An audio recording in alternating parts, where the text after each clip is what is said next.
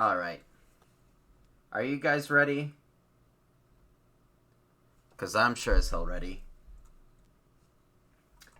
Okay, Domi is trending up, but the team is trending down. Canadiens signed Ilya Kovalchuk.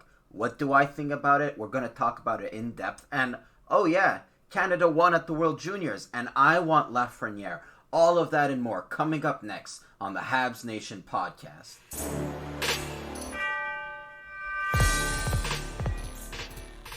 Jesus fucking Christ, can I get the title right? God damn, what type of Mickey Mouse operation am I running? Putting the wrong title for the wrong podcast. Anyway, that doesn't matter because I am here and I am happy to talk about the Habs. There we go. I changed it up. We are going to talk about the Habs. In case you guys are new and you don't know what this podcast is about, well, first of all, my name is Matt, and what I like to do is talk about hockey. I like to talk about it with my friends and, just simple conversations. Not overly produced type of stuff, just simple conversations you would have in a bar. So if you guys want to join, make sure to hit me up in the live chat and I'll answer all of your questions. Let's start a discussion here. And also, one of the things I've really wanted to do on YouTube is take viewers' calls.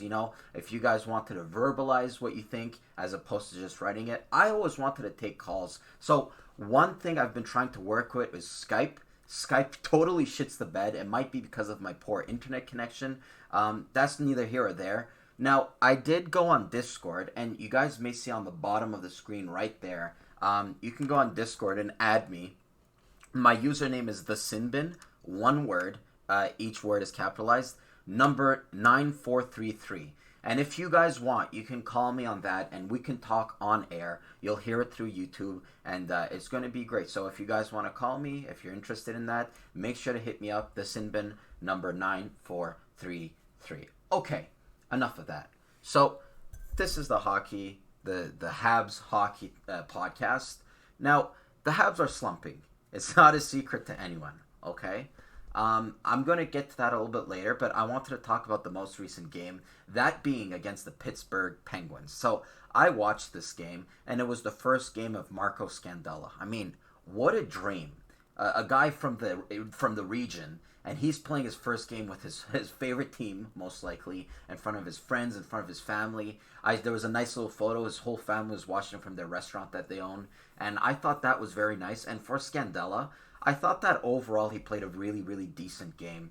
I sort of laugh on Twitter. I forget who it was, but one of these hockey pundits, they're like, well, this Scandella, he's barely noticeable on the ice. Oh, he's not doing good at all. Yeah, well, what were you expecting? He's a third defense. He's a third pairing defenseman. Not noticing him on the ice is actually a good thing. If we're expecting Bobby Orr, if we're expecting Raymond Bourque out of Marco Scandella, then we're in trouble here, right? Am I right here or am I off base? Anyway, as for the rest of the game, chalk it up as another loss in the loss column. And it sort of annoyed me, but I did want to talk about something that didn't happen this past game. It actually happened the game before that, and that was against the Tampa Bay Lightning, if memory serves me right. So the player I wanted to talk about more specifically, that is Mr. Dale Weiss. Holy fucking shit. Look at that hair. Man, he kind of looks like, what's his name? Rocky Dennis from Mask. Anyway, the reason why I'm bringing up Dale Weiss, a lot of people, you might be wondering, like, Dale Weiss, what's so good about him? He's all washed up, he's ugly. Now, I wanted to bring him up because there was a play in that game versus Tampa Bay where Patrick Maroon, the tough guy for Tampa Bay, he gets up in Max Domi's grill, and they're getting into rough stuff. A huge size mismatch, if you ask me, because Max Domi's only 5'9", and this other guy, Maroon, he's just a giant. And he gets up and he starts, getting rough with Max Domi. What happens next shift? This guy here, Rocky Dennis, Dale Weiss, he goes and drops the gloves with Patrick Maroon. I mean, my jaw just absolutely dropped. It seems like forever that we've seen a fight as a result of the team bullying our players. It seems like forever since I've seen that, and it was such a breath of fresh air. I mean, holy shit, it was such a breath of fresh air seeing a player stand up for another player, and Dale Weiss, he's desperately trying to stay up in the lineup and fighting one thing that he's doing to try to stay up there. So credit to him as I pour myself a glass of Diet Coke. This podcast is actually sponsored by Diet Coke. So there you go. If you like Pepsi that tastes like shit, buy Diet Coke. All right. I just need to drink it, otherwise my mouth will get all mushy. Okay. I see in the chat that we have Areem and we have Alvin was here. And they're talking about Lafreniere. Areem says, we're getting him. Remember this comment. And Alvin was here, says, Montreal wants Lafreniere, but they are too scared to rebuild. So with those two comments, I guess I'm just going to jump right into it, okay? Because watching the World Juniors, I really wanted to talk about this player, Mr. Alexis Lafreniere. So the reason why I wanted to talk about Lafreniere, but first of all, holy shit. I don't know about you guys if you just watch the NHL or if you venture out in the World Juniors, but I love the World Juniors tournament. I absolutely love it. It's one of the best tournaments out there. And today was actually the final between the Canada team and the Russian team. And I wouldn't say it's as big a rivalry as maybe Canada-USA, but actually no, I take that back. It might be up there with Canada-USA. It's a huge rivalry regardless. They played earlier on in this tournament, and Russia ended up mopping up the floor with Canada. They won 6-0. And in this game, Canada was down, spoiler alert for this game, they're down 3-1, and they make this beautiful comeback, and it was an emotional game. And the guy in the middle of it, one guy that I thought was really solid for them was Mr. Lafreniere. So, after this tournament, all right, a lot of people sort of formulate different opinions on these prospects. I'm actually going to make a video where I'm talking about Cole Caufield post-World Juniors and where I'm talking about Romanov post-World Juniors. I'm going to touch a little bit about it today, but I'm going to make a separate video about that. Now, with the specialists, with the, what's the word I'm looking for? The experts, that's the word. What the experts are saying about Lafreniere is that they already had high expectations of him before this tournament. They already had him in high regards, had a high opinion of him. They're saying after this tournament, he's exceeded that. He's been better than what they thought he was, okay? And I'm looking at that, and all I can think of, Canadians, you guys are a franchise that's made it vocal. You want to have French players on the team. You want to draft French players, okay? Why not go for him? Why not? Look at the standings right now. Let me just pull it up. I have them right here. I prepared for this. So, as of right now, the Canadiens are 23rd in the National Hockey League. So, they would, hypothetically, if the season ended today, they would be picking 1, 2, 3, 4, 5, 6, 7, 8, 9. They would be picking 9th. Now, obviously, Lafreniere is the consensus number 1. Who knows? Things might change, but as of right now, there's almost a 95 to 99% chance that Alexis Lafreniere is getting picked number 1. I'm of the firm belief, if you're not going for the cup, you're going for the number 1 draft position. If you're not first, you're last, as Ricky Bobby once said. So that's always been my belief. And I think when you have a player of the quality of Lafreniere, and he's a Montreal boy, and he could really quickly become a fan favorite. What the fuck's holding you back? Bergeron, I've liked you so far. Look, I'm speaking directly to you, Mr. Bergeron. I've liked you. I think that a lot of the trades you've done have been good trades. I would say even you've won 75% of the trades. I mean, getting Danault out of Dale Weiss, getting Danault out of this, that's a good move. Okay? Getting Romanov out of a nothing trade, that's a good move. Even getting Weber out PK Subban, that's a good move. The list goes on and on and on. But some of the best teams in this league, if you're going back in the past decade, the best teams in this league went to the top due to rebuilding. They rebuilt. I'll give you an example. The Chicago Blackhawks. We talk about them as a modern dynasty in the NHL, the Chicago Blackhawks. I love the Chicago Blackhawks. I do. But they weren't just there out of sheer dumb luck. No. They had to go through several years of misery, several years of pain, and that's how the Blackhawks became to win 3 Stanley Cup in the past 10 years. You know? How do you think they got Patrick Kane? It was by sucking. How do you think they got Jonathan Toews? It was through sucking. The list goes on and on. The Canadiens will not go anywhere unless they don't suck for a good 2 or 3 years here. Okay? And especially this year, where it's looking more and more like they're not making the playoffs. Why not go for the big prize? Why not go for it? I get it. You guys out there who, the people usually against tanking, this is one of their arguments. They say, well, even if they finish last, the Canadiens only have a 30% chance of getting Lafreniere, so nothing is guaranteed. Might as well go for the playoffs. Okay. Here's the problem here. If you finish last and you don't get Lafreniere, who right now is the consensus number 1 pick, then you get the 2nd overall pick, or you get the 3rd overall pick. Those are still really good picks. I mean, with the 2nd and 3rd, depending on the year, and this year is a really deep draft class, you can get a Patrick Kane type player. You can get a Jonathan Toews type player. You can even, as I'm watching the highlights right now of his lacrosse move, you can get a Svechnikov type player.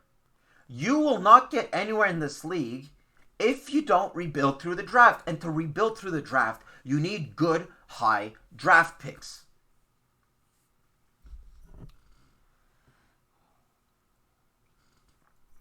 So that's sort of what I had to say about Lafreniere, but holy crap, if you guys are like me and you watched all of the Team Canada games, I'm looking at that type player, and he's a big winger, and he has size, and he's rangy, and he's creative with the puck, and this isn't really important to me, but it's important to the others, including management. He's a Frenchman. Why not tank? All right, take the year off. I don't think the fans would mind. I'm answering my own question here. I know why they won't tank. They want money. Let's not forget, the Montreal Canadiens, they're a business. They're a business. They want money. It's $20 for a hot dog, $10 for a bottle of water, and $700 for a ticket. I mean, they want money, and even if it's a 4-game sweep in the playoffs, they're going to want that money. Now, Joe is in the chat. Hey there, buddy. He says, personally, I don't think we should tank. I think the prospects we have currently are among the best prospects, and our team this season should make a run for the wild card, in my opinion. Okay, sure, Joe. And that's a really good point when you say that the Canadiens have a really good, deep prospect pool. Now, as much as I like the prospect pool of the Canadiens, I like it for the reason that it's deep. There's a lot of good players.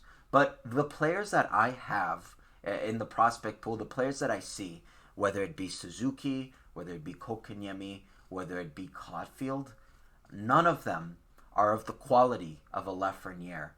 I don't think any one of them, personally, okay, I might end up being wrong, in which case I'll be really happy. I don't think any of them will go on to be huge superstars in this league, of the quality of, say, Draisaitl or Crosby or McDavid or Austin Matthews or Patrick Laine or that type. I just don't think they're of that quality. Lafreniere is of that quality. So you need to get really, really good. And let's not forget, despite the depth, okay, right off the top of my head, I'm going to try to name the top 6 Canadiens prospect, and in no order in particular. Well, there's Caufield, Kotkaniemi, Romanov, Suzuki, Paling. All right, let's say the top 5. Do you think all 5 of them, are going to pan out? No, it's not a guaranteed. I've made this comparison before. Prospects are sort of like lottery tickets. You go, you buy them, you try to buy as much as you can, and some of them are going to end up being winning lottery tickets. Some of them are going to end up being not winning lottery tickets, or in other words, busts. So I'm of the belief you never have enough prospects, and even if you look at how deep the Canadiens prospect pool is, none of them, absolutely none of them, even come close. None of them come close to sniffing Alexis Lafreniere. All right, I love this kid. He's going to be the next best thing. You know, mark my word. As I take a sip of Diet Coke, I'm on a diet. So that was sort of my 2 cents, but I gotta say, moving away from the Canadiens for just a moment here, how glad was I to see Canada win against Russia? Nothing against Russia, I'm open to everyone, no matter their race, religion, creed. But what an unlikable group of boys that Russian team was. They were arrogant. You see the way, what's his name, Denisenko? The way that Denisenko, he celebrates in front of the bench when he scores, or even the way he called out Hayton for not taking his helmet off. I mean, I look at that and he looks like a cocky shit. And yeah, he deserves not getting the gold, and I was happy. And the best part for me was when Canada finally won, and I saw all of those Russian players take off their helmets for the national anthem, sort of getting a taste of their own medicine, so that felt really good for me. Now, Joe says Paling to me, I think, will be traded. I think he's one of those guys that Bergeron would let go of. For who? I don't know. Maybe a defenseman like Will Butcher or something along those lines. Yeah, for sure, maybe. I know that a lot of fans, they're looking at Paling right now and they're sort of discouraged. But I think that kind of goes when you say that no players are safe. I think he's one of those players that's not a lock to stay on the team. All right, he's not guaranteed to stay on the team. He can definitely be traded if there's a deal. And again, I'm looking at the highlights. I'm watching Seth Jones. I mean, Seth Jones was a highly viewed prospect. All right, he first was drafted by the Nashville Predators, I think 4th overall, and some people said he should have been drafted higher than that. I mean, he wasn't safe. He ended up being traded away to the Columbus Blue Jackets for Ryan Johansson. So if Seth Jones isn't safe, then I don't think that Ryan Paling isn't safe, who thus far this season, I think we can all say we're a little bit disappointed. We were expecting a little bit more from Ryan Paling. I'm going to give him a little bit the benefit of the doubt here. I'm going to give him the benefit of the doubt when I say that his line mates aren't the line mates you would want if you want to put stats on the score sheet, okay? He's also not getting the greatest ice time either, which sort of has went up in the past few days, but overall, he's not getting the most ice time. But with all of that being said, I think that our expectations should be raised a little bit when it comes to Ryan Paling. I mean, I was waiting for a little bit more when it comes to Ryan Paling. I've been sort of a little bit disappointed, and the thing that disappoints me the most with Ryan Paling, it's not his work ethic, because I think he's a tremendous worker. He's a good leader, Ryan Paling. Everywhere he's went in the college system, he's been a good leader. For me, I think the biggest problem with him, it's his decisions with the puck. There's so many times where I watch Ryan Paling, especially in the past few games, where he has the puck and he just makes the wrong play, and I'm here sitting, you know what? I would have done something else. I would have. I'm not a professional hockey player, but I think that wasn't the right play to make, is what I'm trying to say. So for Ryan Paling, I think still it's way too early. Let's not get impatient with him. Let's not all want him off the team right off. He's still pretty young, and he's still getting acclimatized to the National Hockey League speed, all right? Not everyone's going to be like Austin Matthews, who I've been name-dropping left and right, but not everyone's going to be like Austin Matthews, where you can just come into this league and own everyone, right?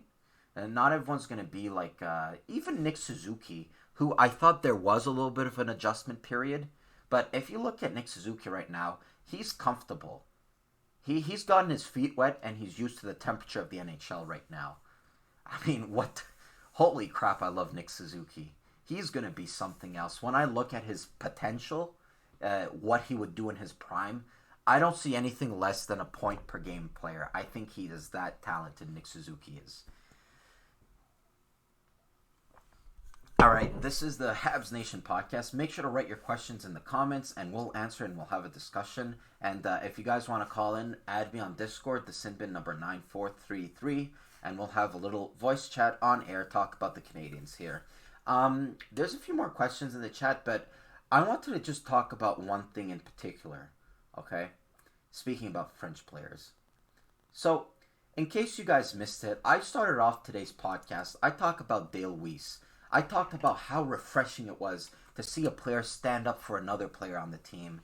And, just to see players stand up for each other, which I haven't seen much this year on the Canadiens roster, unfortunately. But, You know, when Dale Weiss stood up to Patrick Maroon, someone who is much bigger than him, I thought that was very courageous, and I really liked what Dale Weiss did. So, for every person like me who liked what Dale Weiss did, there is an idiot like Michel Bergeron who's ready to rain on his parade. I present to you Exhibit Dickhead. So, the reason why I'm name-dropping Michel Bergeron, in case you guys don't know who he is, he used to be the coach of the Quebec Nordiques. Okay? He used to be the coach of the Quebec Nordiques, and currently, he works over there on TVA.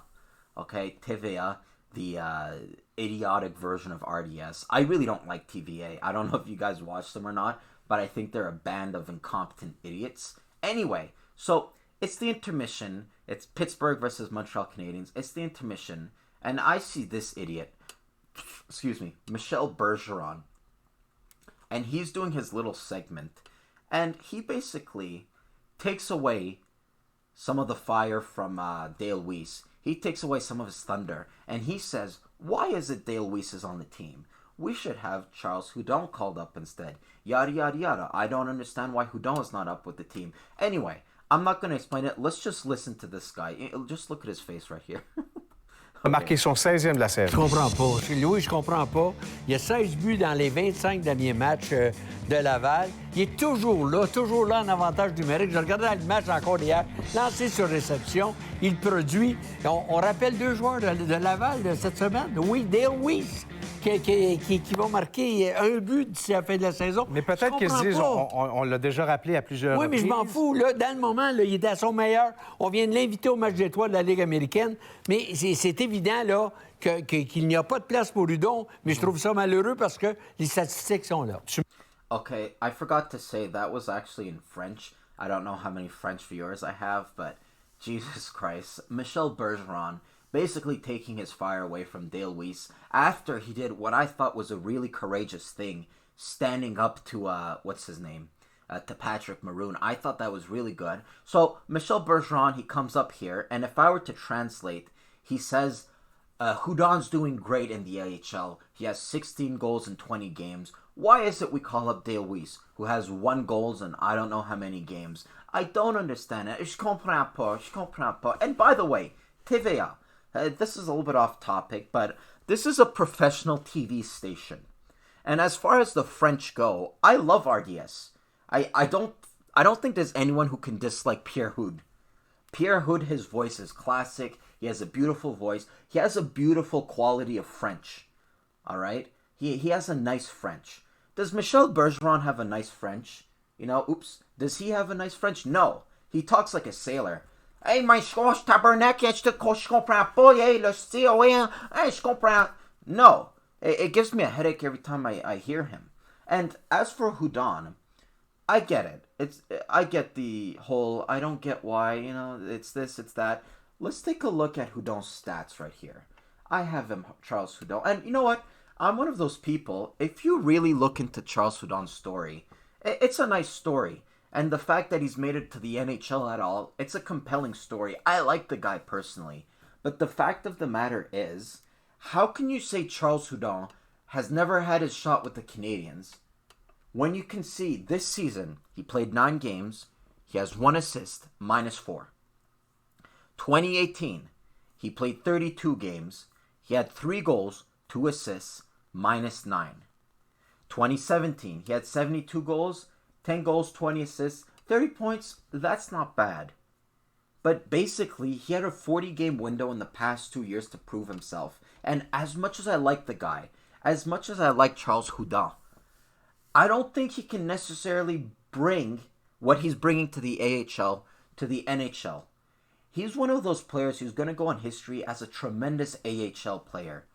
I think he's invited to the AHL All-Star, the American League All-Star game. He's going to go in the books as one of the great American League hockey players, but who could just not solve it at the National Hockey League level. Another one of them is Bruce Boudreau, who I think he used to be the coach of the Minnesota Wild. He's one of those players who did great in the American Hockey League, but just couldn't translate it. I think that Hudon is quite the same. And as for Dale Weiss, you saw him drop the gloves. We've seen him play physical. we've seen the hits he's been delivering. I mean, sure, he might have the looks of a scarecrow, but I think what he's bringing in a fourth line role, it's not bad, and it's something that Hudon can't bring. Hudon, as much as some people might like him, he cannot drop the gloves with Patrick Maroon. That would be a disaster.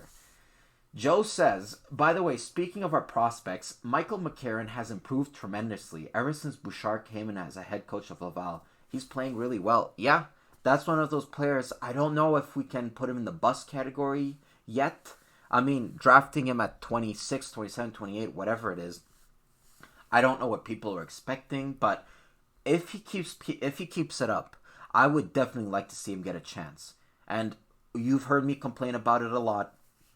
I don't think the Canadiens are a big team. I don't think they're a physical team. And Michael McCarron is quite the opposite of that. So I think he can bring something that the Canadiens do not have a lot of. And that's one thing that's going for him. You know, he'll always have that size. That's another thing we're forgetting with Hudon, Mr. Bergeron. He is a smallish player. Okay? He's not the most physical player. There's a lot of players like Hudon on the Canadiens currently.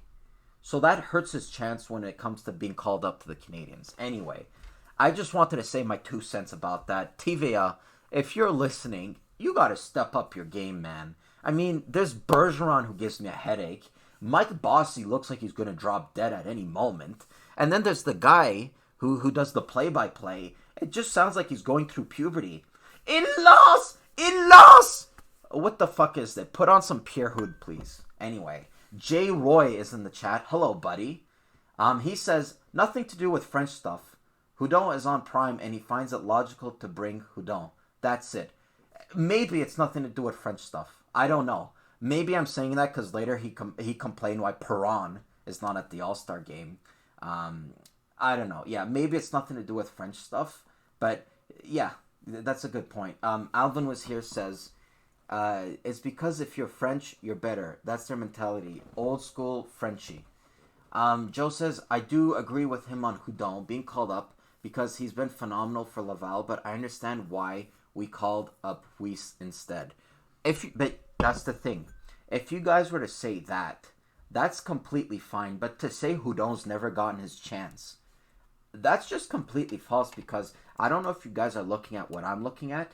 You see this 72-33, 9 games. For me, that's getting his chance. And he hasn't been able to translate it at the NHL level. I mean, if he's not going to do it the first, second, third, fourth time, what's to say he's going to do it on the 5th time? Okay? That's just me. And like I said, he continued the segment. Actually, why not just listen to it? He continued the segment complaining about David Perron, which I do have my opinion on. Tu mentionnais le match des étoiles dans la Ligue américaine, celui dans la Ligue nationale de hockey. Pour l'instant, David Perron, malgré une saison extraordinaire avec les Blues, je comprends pas encore une fois. Un Québécois qui est tassé. Au match d'étoiles, l'an passé, il aide les Blues à gagner la Coupe Stanley. Cette année, il mène la Ligue avec 5 buts gagnants, dont 4 en supplémentaire. Donc, puis il n'est pas invité. On sait que dans la Ligue nationale, là, puis là, pour les amateurs... Québécois, par exemple. Okay, so there you have it. He flat out says it. He says, je comprends pas un autre Québécois tassé, which means I don't understand another Quebecer that's ignored. All right, so he's trying to stand up for the Quebecers. He's trying to show this injustice for the French. And unlike the Hudon situation, I can sort of see where he's coming from here. Because Perron is doing great with the St. Louis Blues. Heck, I have him on my team and on my fantasy team, and he's just been doing great. He's a point per game, which is more than Ryan O'Reilly, who he's been invited. So I couldn't get that when he's complaining that, oh, why is this player not going? I'm more behind him. But then again, you do have to understand, the NHL is a business, okay? They want to sell tickets for the All-Star game. Who do you think will get asses in seats? Ryan O'Reilly, who won the Selke Trophy, who won the Conn Smythe Trophy, who has the reputation as one of the biggest players in the league, or David Perron, who's just been a guy who's traveled to Anaheim, he played with Vegas, he played with Edmonton, and now he's back with St. Louis. Who has the reputation? Who's going to bring people in seats more? It's Ryan O'Reilly. So if you look from it from a business standpoint, Ryan O'Reilly has that pedigree. David Perron doesn't have it yet. So that's how I can explain that. I don't think it's like, oh, he's French, that's why they didn't invite him. That's sort of how I feel Michel Bergeron is making it seem. That's not how I view it. You know, if it were up to me and it's not a business and I'm not trying to profit off of it, I think I would have put David Perron, a good old Sherbrooke boy, who, by the way, in case you guys don't know, I'm currently streaming from Sherbrooke, Quebec. Anyway, I like David Perron. Let's see here. Where was I? I do agree. Oh, there I was. Okay. Joe says, where do you think Covey will play? Personally, I think we'll put him on a line with Tatar and Danault. Okay. Why don't we get into that? It's a good segue. Let's talk about Kovalchuk. We see him here. He's in the Los Angeles Kings gear. They put him on waivers. The Canadiens finally signed him. And I was reading an article.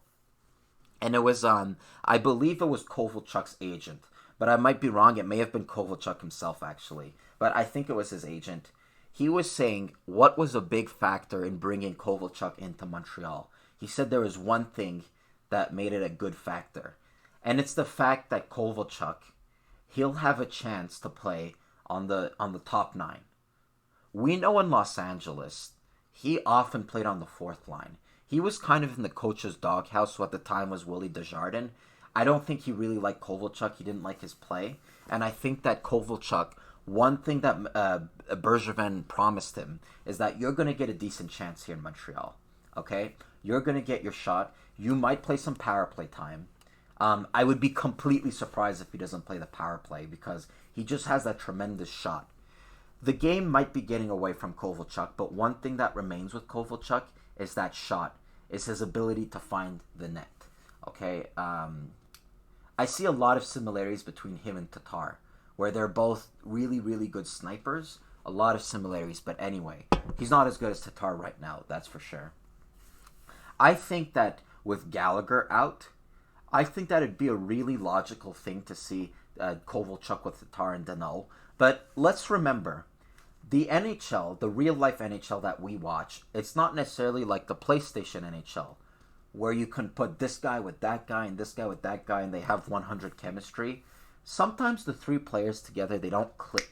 So it's very possible Kovalchuk gets a try with Tatar and Danault, and it's just not working for him. And in that case, he might be put... Oh my God. Imagine him with Domi. I know Domi's kind of been hot lately. He's going on a goal-scoring streak. But for me, he's more of a playmaker. Why not combine the playmaker with the sniper in Kovalchuk? I mean, I think of that and I just salivate up the mouth.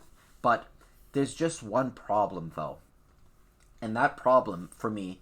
I don't know if you guys saw my quick little video on Kovalchuk, and I don't know if you guys listened to the podcast on Friday. But for me, getting Kovalchuk and getting Scandella, who I think they're two really, really good players in their own right,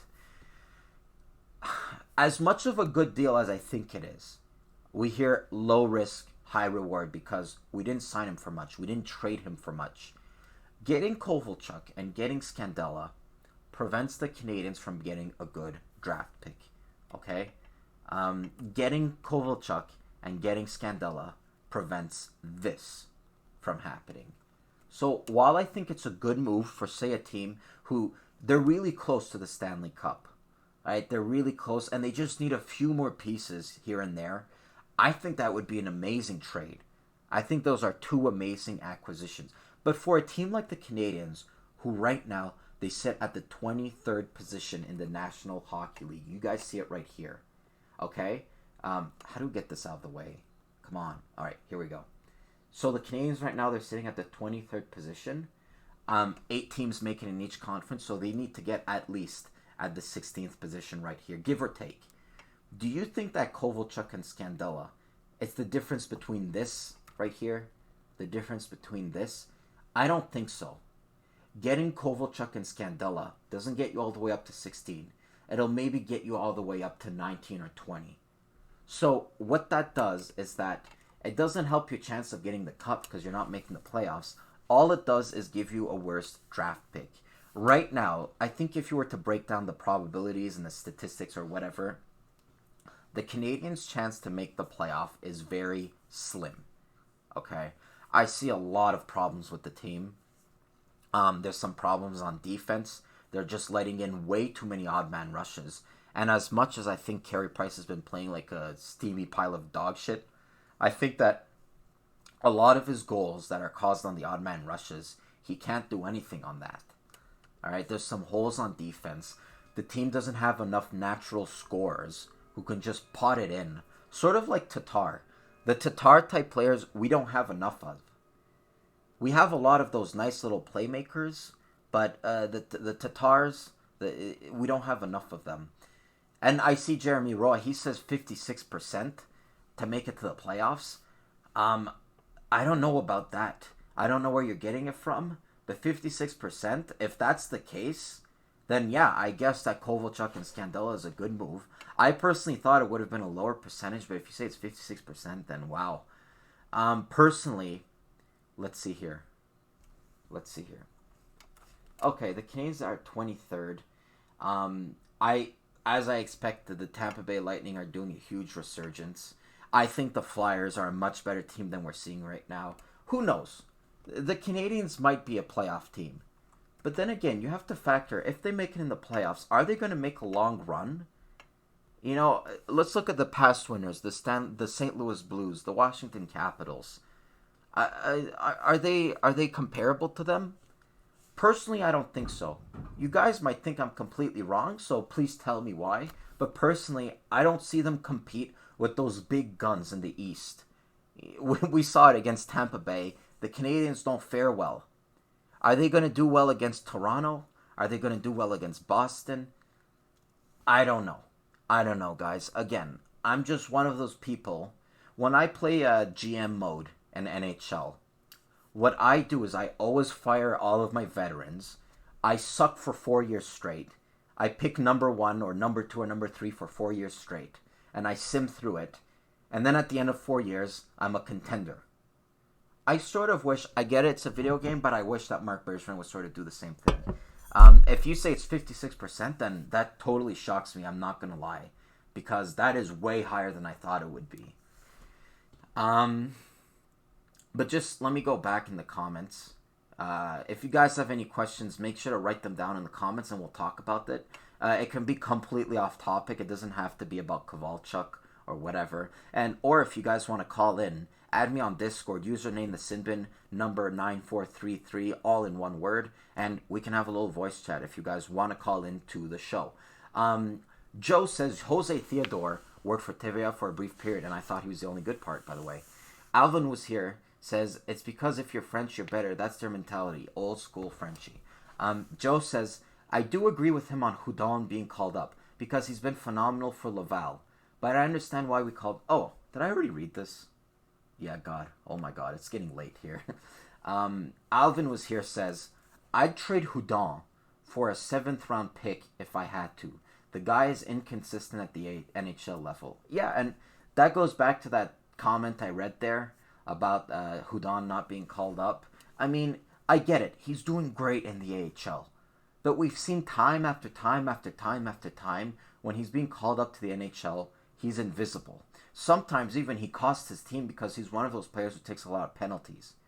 You know, penalties, it's a tricky thing because taking penalties, I'll give you 2 examples. Thomas Tatar, he's a player that takes a lot of penalties, okay? But why is it the coach never scratches him? Why is it the coach never benches him or sends him down to Laval?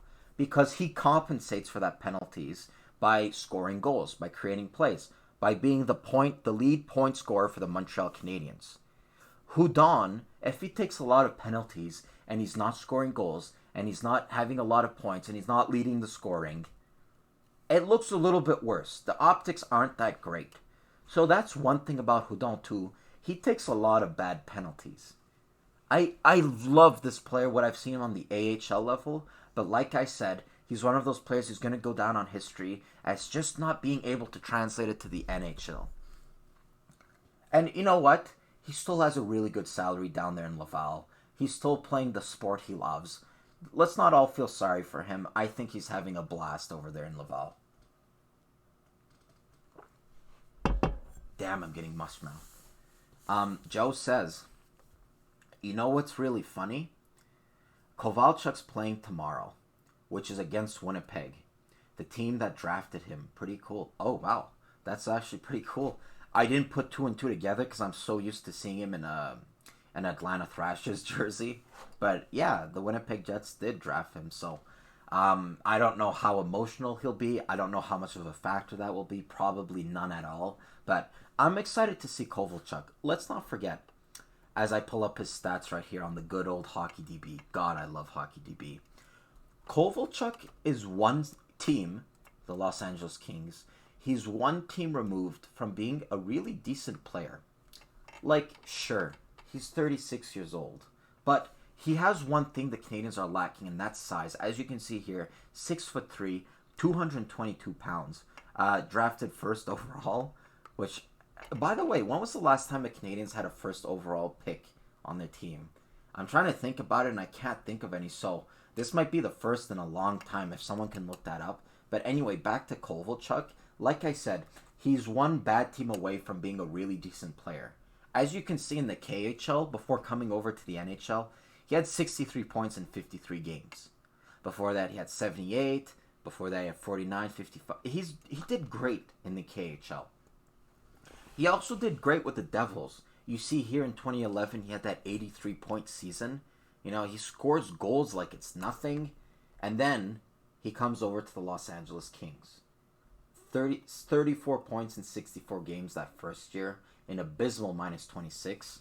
And then this current year, he got 9 points in 17 games. Even that 9 points in 17 games, that's not abysmal by any means. Okay? I don't think that's awful statistics either. I really think that Kovalchuk, in the right setting, in the right environment, he can really turn things around. Let's just wait and see if Montreal is that right setting or not, because I really do think he can bring value, but it's just like I said over and over and over and over and over again. You get Kovalchuk, that hurts your draft position if you don't make the playoffs. So that's all I'm going to say. I'm going to leave it at there. Jay Royce says 56%. Alvin was here, says, picking up a defensive defenseman and an old winger ain't going to make it to the playoffs. Exactly. I don't think it's going to make you enter the playoffs, but I do think it improves your team a little bit. I mean, Marco Scandella, he's an NHL player. He's a great player. I think he's a very valuable player. I'll go that far. One thing we see with these players, playing in Buffalo and playing in Los Angeles, teams that aren't very good, that sort of hurts your stats a lot. That sort of brings you down as a player. So I really think that these two players, Kovalchuk and Scandella, they're much better than what we've seen from them. But now that I think of it, Montreal is a fucking lateral movement from Buffalo, so I don't know how different that is. But anyway, Joe says, would you call up Alzner and use him as a seventh defenseman?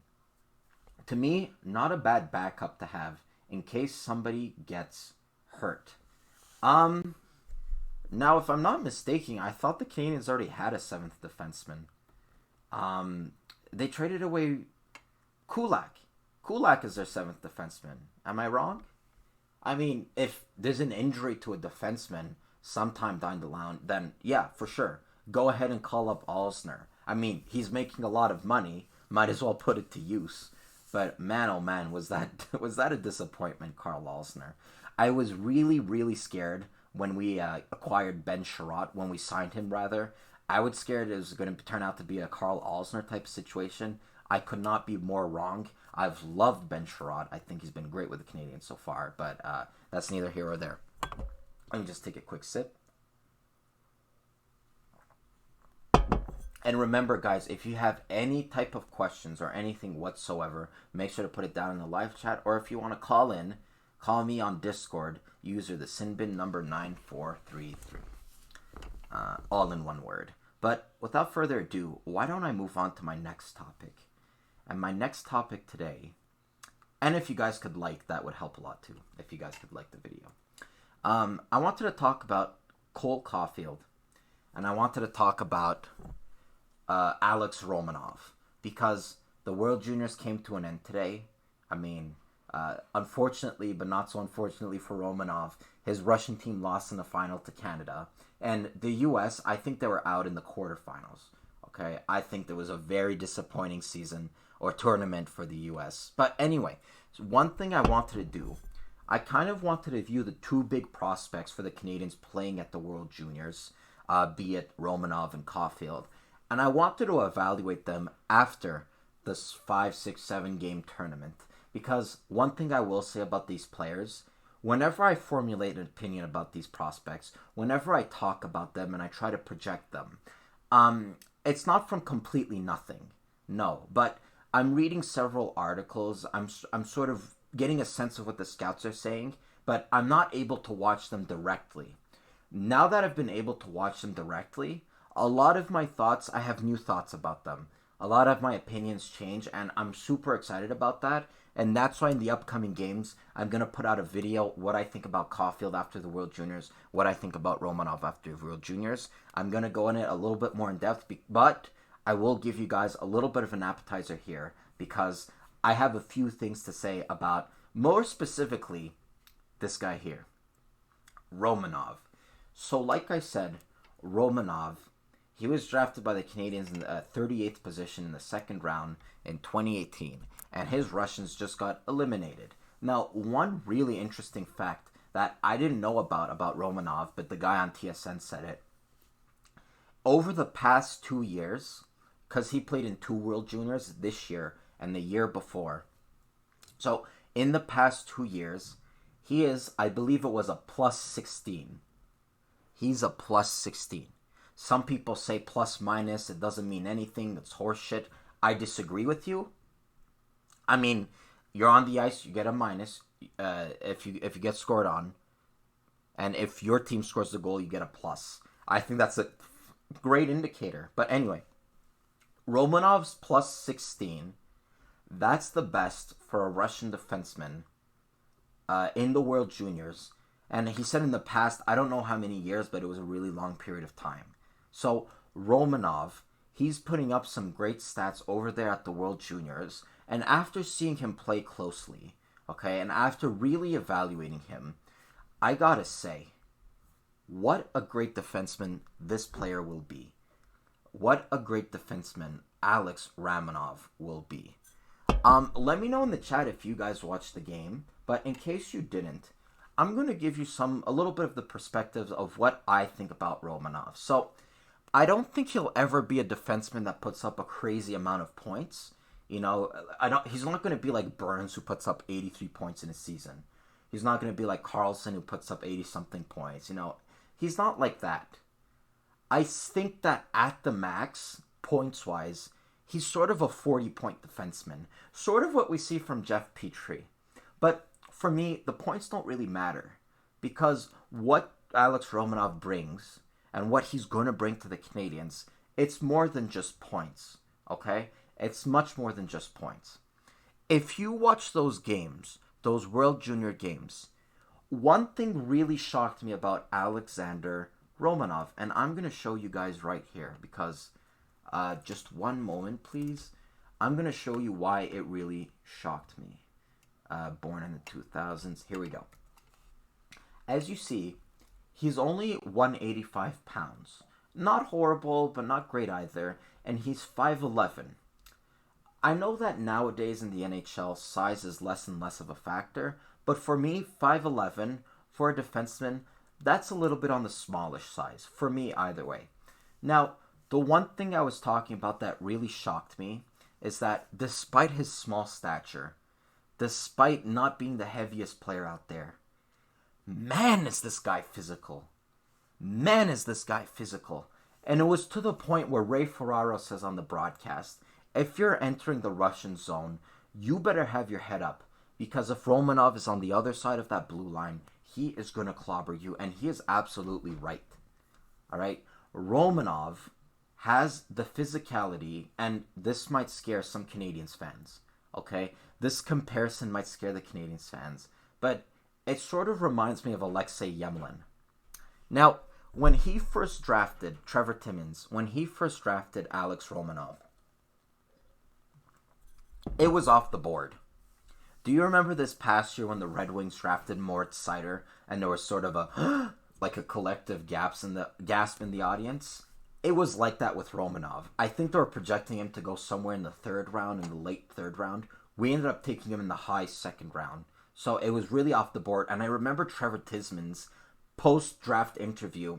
He said, if I were to compare him to a player that he really reminds me of, he reminds me of Alexei Emelin.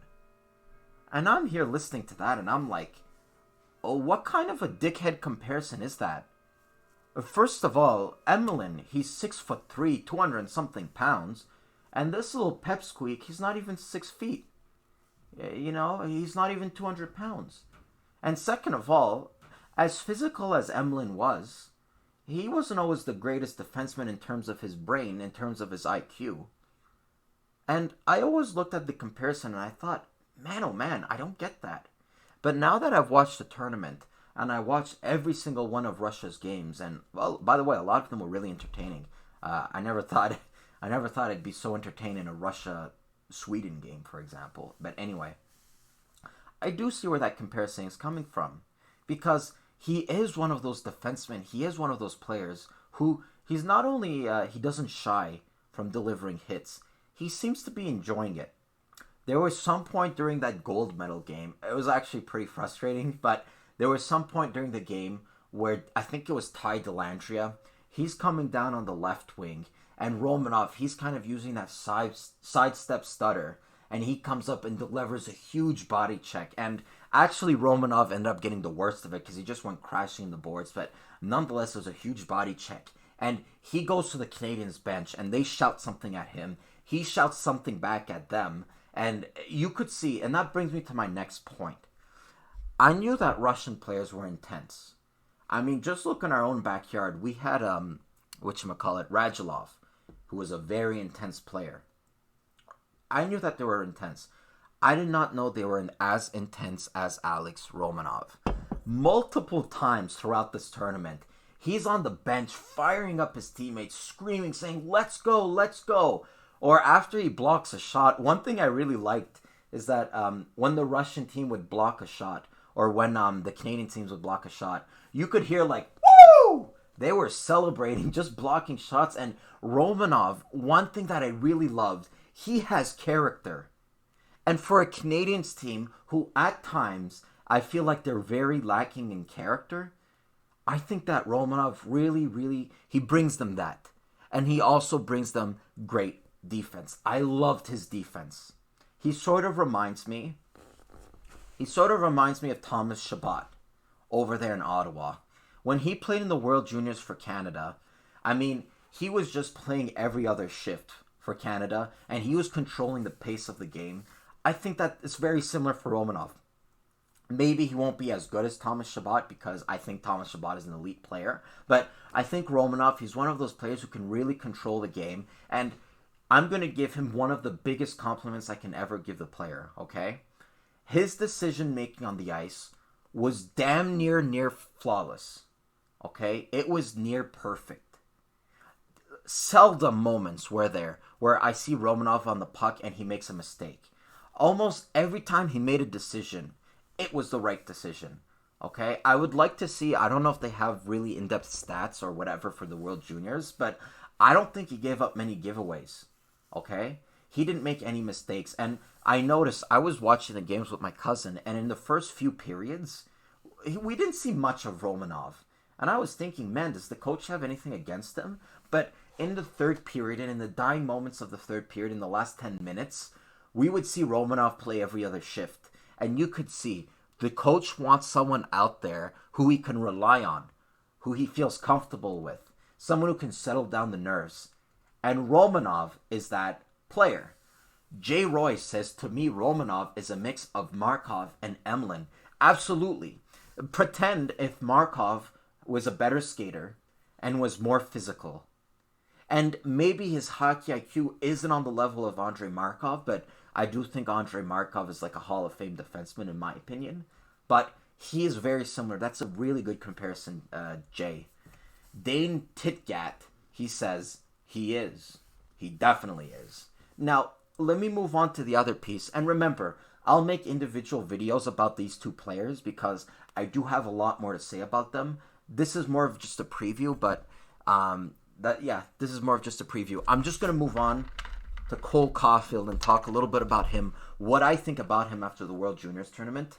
But first, let me just get a sip of our sponsor, Diet Coke. I couldn't believe it. Diet Coke, they contacted me on the email. They say, hey, we've been listening to your shitty podcast that gets 7 viewers an episode, and we want you to sponsor us. And I said, sure, pay me the money. Cole Caufield. Now, similarly to Romanov, before this tournament, everything I knew about Cole Caufield, it was through others' opinions. It was through articles, through clips I've seen on the internet, etc., etc. This is the first time I've seen him in action, apart from the Canadiens development camp. Now, I know a lot of Canadiens fans, they're a little bit disappointed. They're a little bit even worried about Cole Caufield. I kind of think it's stupid, because it's a 7-game tournament. I mean, you're going to get that high and that low off of a 7-game tournament? I mean, I think it's really stupid. I think that it's one thing that sometimes even scouts do. Say before the draft, the player has a really good tournament. I know there's one in the spring. I forget what it's called. Halika, whatever it's called.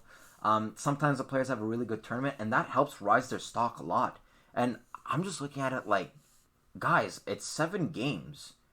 You're going to go head over heels for a player over 7 games? I mean, come on. Coke and yummy. Anyway, sorry, something in my throat. I think I'm coming down with a cold. Back to Cole Caufield. So I'm watching him play, and I think I'm going to tell you guys something that it's not a surprise. He's a sniper. Okay? He is a sniper.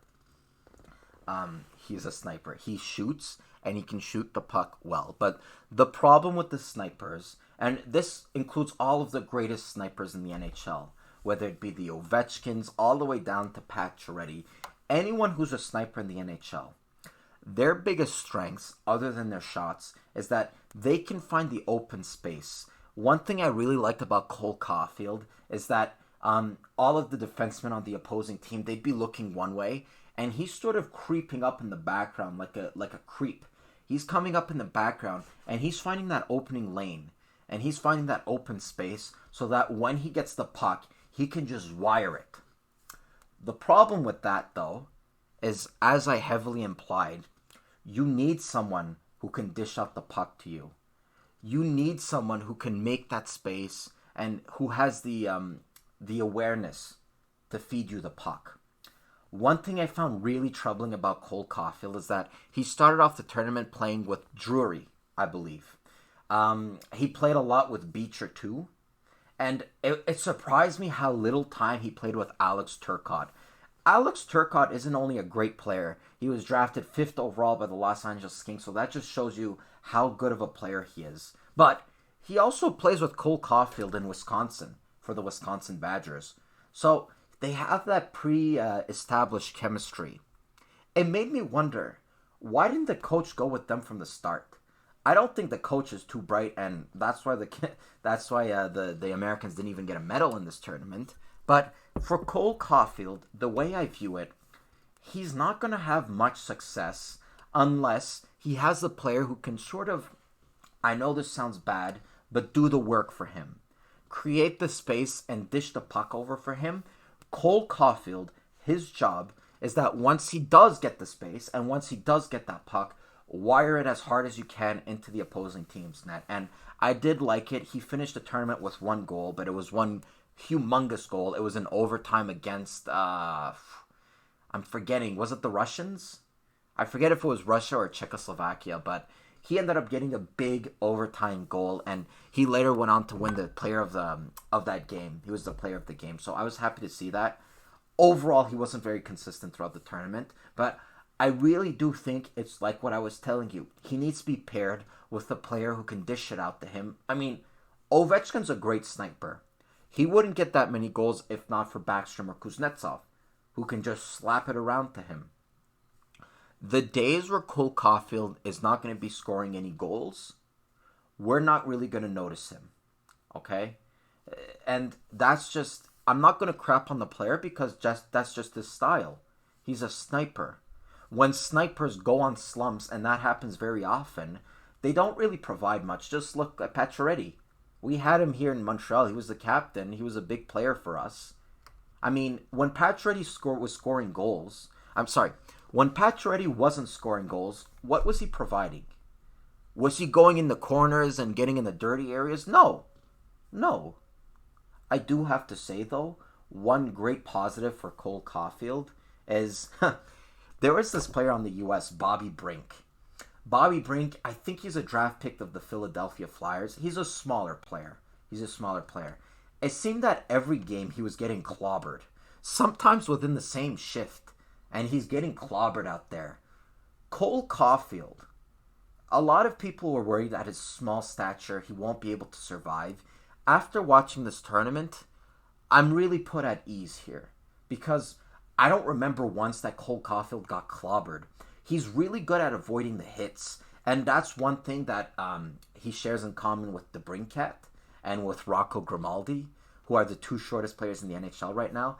Well, the reason why they're in the NHL is because they're able to avoid those hits. They have the awareness of who's on the ice and who I should avoid. And, you know, if I were to compare him to Kotkaniemi, when he was in the Finnish league, all right, he was probably one of the taller players, okay? And it's a less physical league, so he never really had to worry about the physicality. He never had to worry about, when I get rid of this puck, there's a guy barreling down on me who's going to backflip me on my neck. No. You see, with Cole Caufield being 5'6", being constantly told that he's going to take a beating out there, his brain is wired differently. He knows who's on the ice. He has to keep his head on the swivel. Because if he doesn't keep his head in the swivel, his head or his ass is going to go ass or head first into the boards. You know? It's as simple as that. But that's as far as I'm going to go for now. I am going to... God damn it. I got wicked bedhead. I'm going to make more videos. 2 more videos going more in depth of these 2 players, Romanov and Caufield. And what I've liked from them, what I haven't liked from them, my analysis of them after the World Juniors. But as for right now, this is as far as I'm going to go for the Habsnation Podcast, episode 7. I really do appreciate you guys coming out here on a weekend. Dane, Stu Johnson, Dane who says it was Czech, that's what I thought. Joe, as usual, Joe's a great guy, always has great takes. Jeremy or Jay, you had great takes too. Alvin, who else was here? Stu Johnson. Thank you all for joining me. I had a blast. Make sure, if you like this podcast, make sure to tune in every Sunday, 7 p.m. Eastern Standard Time. As of now, that's the time. And that's when I'll be talking about the Canadiens. Or if you guys want more of an NHL as a whole type of video and more of a late night show, Fridays at 9 p.m. Eastern Standard Time. I might change that time, but as of right now, Fridays, 9 p.m. Eastern Standard Time, we have the Sin Bin Hockey Podcast where we talk about the NHL as a whole. Or otherwise, if you guys aren't really into the live shows, you can catch all the videos I do and all of the little videos and the snippets I do here and there. Make sure to follow me on Twitter at thesinbin1996. If you guys want to contact me for other reasons on email, it's down below. And make sure to add me on Discord if you guys ever want to call into the show and have a voice-to-voice chat. So, without further ado, all of you people, I appreciate that you guys came out here. And my name is Matt. Keep your stick on the